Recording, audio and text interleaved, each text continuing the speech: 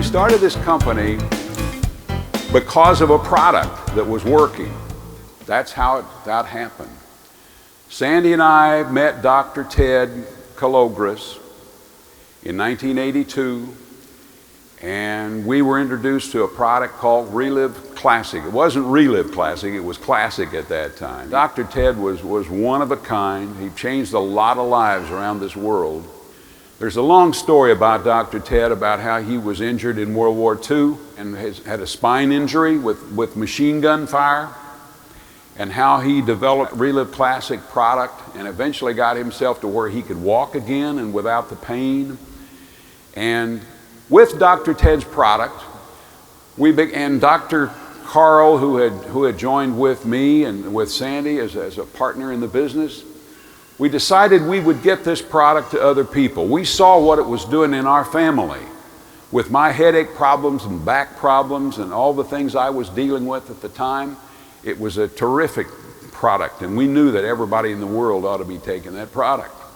Steve Merrick was one of the next ones that became involved. And Steve has been my friend now since 1978. I think has been my personal attorney as well as the corporate general counsel for Reliv. He was one of the people that helped put all of this together. And some of you have wondered, where did the name Reliv come from? And it came from this gentleman that you see there on the picture. Marvin J. was his name. He was one of the top 2 or 3 closest friends I've ever had in my life. You would know him if I told you about the TV commercials he did. Lay's Potato Chip Company was one of his customers, or one of his clients. And he came up with the slogan, "Bet you can't eat just one." Marvin died when Reliv was 1 year old. But he was the one that came up with the name. He's the one that came up with the slogan. If you see the way Reliv is written, you see the little tails and the logo that's been that way since the beginning, the colors even. My job was just to be the coordinator of all that. I really didn't have any special talent. It was just a matter of finding these smart people. That was how it worked for me. There was our first little office in Decatur, Illinois. Now, Don Gibbons always talks about there should have been a barber pole out on the front of that thing because it looks like a barber shop, and frankly it did. But that's where we started. Scott was our shipping clerk. Scott keeps this thing in his office as a little memento. There probably aren't 5 or 6 people in the room that would know what that thing is. That's our first shipping container right there. Sandy would be the one taking orders. She would be the one that would, answer the phone. "Good morning, this is Reliv. How may I help you?" And someone wanted to place an order, she'd click and go back and come back and said, "Hello, how may I help you with your order?" I mean, it was sort of one little small group operation was what it was. First meeting we had was a little coffee shop in St. Louis. A little Denny's coffee shop, actually. 5 people were there. And that was the beginning of Reliv in our first meeting. It was, we had our first ever conference in Nashville, Tennessee in 1988. There were probably 50 people there, and that was everybody we could find that was related, that was a neighbor or someone we could drag in off the street or whatever. We could get them into the room, and it would fill up a chair. That's all we really cared about, at that time. Time went on, we were going well. All 50 states began to become in operation with us. And then the next thing that happened was that someone wanted to take this business to Australia.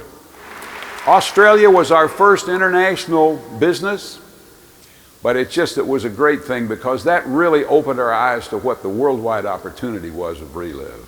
In '93, we had an event that happened. You've heard some of them talk about the flood, and we never missed a minute's day of operation with the business. It was amazing what happened because we decided we would rebuild once that levee got rebuilt and was bigger. That's what it is today, and we got through that. Sandy and I, through some people in Australia that helped us start the Reliv Calogres Foundation had an idea, and they came to my office in St. Louis and wanted to talk about helping some kids in the Philippines. These kids don't look malnourished necessarily there in that photograph, but you should see what some of them really looked like who were living on the garbage dump there in Manila. And that was really the very first blush for the Calogres Foundation. It's one of the things that I'm most proud of in all the world. It is that what we've been able to do with feeding those 45,000 or whatever the number of kids are now that we're feeding every day. It's just quite a thing.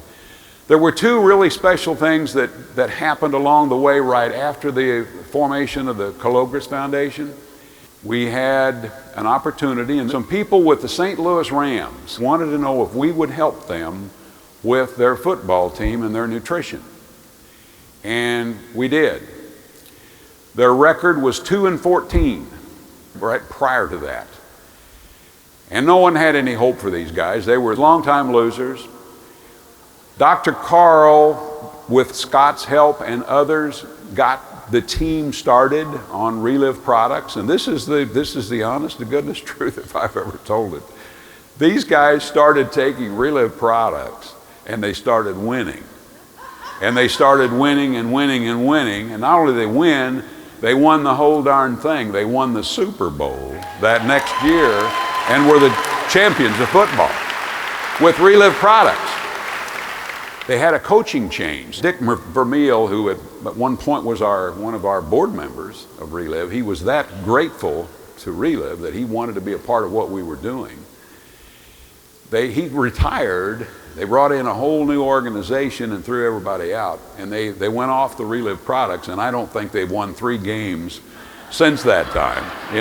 They have, but not very many more than that. There's one other really great story, and if there's one thing that's the highlight of my life over the last 25 years, it was what I'm going to talk to you next about. And that was the meeting that we had, 2 of them actually, with Pope John Paul II. It was like 13 or 14 of us that went to meet with him privately.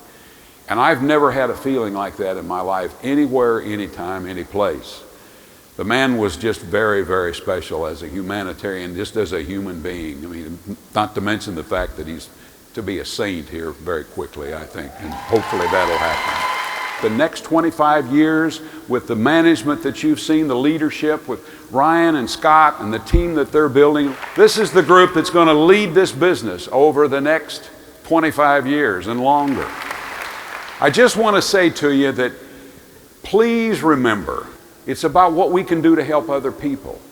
What has to happen is we got to go get active. We got to get proactive and take this business out there. Let's go make it happen, everybody. I'm with you, and I think you're with me, so let's go make it happen, all of you. Thank you.